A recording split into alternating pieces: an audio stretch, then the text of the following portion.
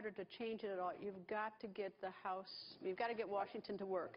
And there's so much special interest built into this whole tax code. Every single one of the 3,300 exemptions, or how many there are, is a special interest of somebody. How are you going to get this to happen? I get them to do it. I How? always get them to do it. I've been dealing with politicians all my life. If you can't deal with a politician, there's something wrong. Great company, and as you know, I filed all my papers. They're all beautifully filed, and the press, all of your compatriots went down, and they said at the Federal Elections Office they've never seen it. It's like a feeding frenzy, because they were hoping maybe it wouldn't be so good. And it turned out it's not only good, much bigger than anyone would have thought.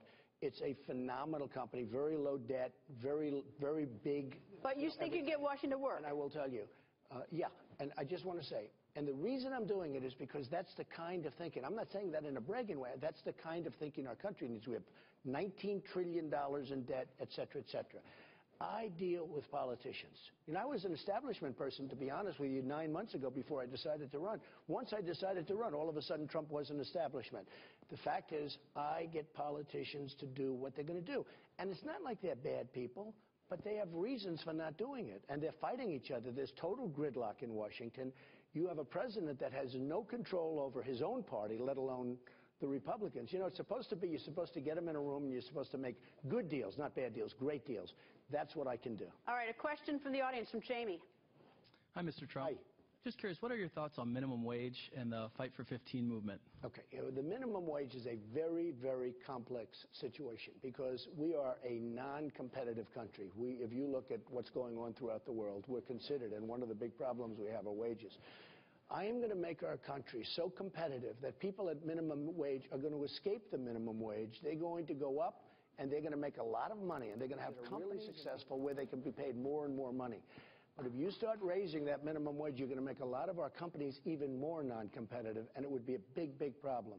But what I want to do is I want to bring jobs back. We're going to bring jobs back from China. We're going to bring jobs back from Mexico and Japan, and all of these countries that are ripping us off, taking our money, taking our jobs, knocking our manufacturing. You know, in Wisconsin, you take a look. Your manufacturing jobs in Wisconsin are way, way down. You know, I used to think wonderful things about Wisconsin.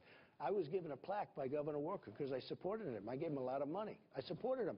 But the he's truth not is, supporting you. No, he's not. You know why? Because I knocked him out of the presidency in about 2 months. I mean, that's the only reason why. You know how I knocked him out? And I was actually surprised. There was a story in Time magazine, and it was a very nice story. It was a cover story on him, and I've had many more than him lately. I've done very well. But I'll tell you, there was a story on him, and there was one paragraph toward the end that was a very bad paragraph.